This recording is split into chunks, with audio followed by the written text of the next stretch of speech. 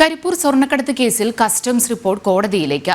Adjudication നടപടികൾ പൂർത്തിയായ case chief കമ്മീഷണറുടെ ഓർഡറിനായി മാറ്റിയിരിക്കുകയാണ്.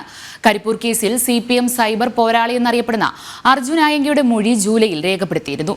കരിപ്പൂർ വിമാനത്താവളം വഴിയുള്ള സ്വർണ്ണക്കടത്തിൽ ഒരു സംഘത്തെ മറ്റൊരു സംഘം അതിവേഗം പിന്തുടർന്നപ്പോഴുണ്ടായ അപകടത്തിൽ 5 പേർ മരിച്ചിരുന്നു. നയതന്ത്ര സ്വർണ്ണക്കടത്ത് വിവാദം കത്തിനിൽക്കെ പുറത്തുവന്ന കരിപ്പൂർ സ്വർണ്ണക്കടത്ത് കേസിൽ കസ്റ്റംസ് പ്രിവന്റീവ് വിഭാഗം സമഗ്ര അന്വേഷണം പൂർത്തിയാക്കിയായിരുന്നു അഡ്ജുഡിക്കേഷനിലേക്ക് കടന്നത്. 2.5 കിലോയോളം സ്വർണം പിടികൂടിയതാണ് കേസ്. കേസുമായി ബന്ധമുള്ളവരെ വിളിച്ചു വരുത്തി കസ്റ്റംസ് പ്രിവന്റീവ് ചീഫ് കമ്മീഷണർ മൊഴി രേഖപ്പെടുത്തുന്ന നടപടികളാണ് പൂർത്തിയായത്.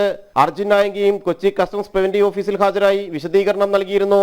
അഡ്ജുഡിക്കേഷനിൽ വിശദീകരണം തൃപ്തികരമല്ലാത്തവരിൽ നിന്ന് സ്വർണ്ണക്കടത്തിന് പിഴയീടാക്കി ഉത്തരവിറങ്ങുകയാണ് ചെയ്യുന്നത്. വിശദീകരണം ചോദിക്കുന്ന നടപടികൾ പൂർത്തിയായതിനാൽ വിശദമായ റിപ്പോർട്ട് ഉടൻ കോടതിയിൽ സമർപ്പിക്കും.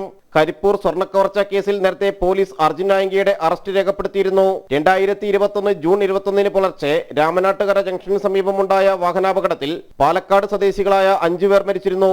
തുടർന്ന് നടന്ന വിശദമായ അന്വേഷണമായിരുന്നു സ്വർണ്ണക്കടത്ത് സംഘങ്ങളിലേക്കും പൊട്ടിക്കൽ സംഘങ്ങളിലേക്കും എത്തിച്ചത്.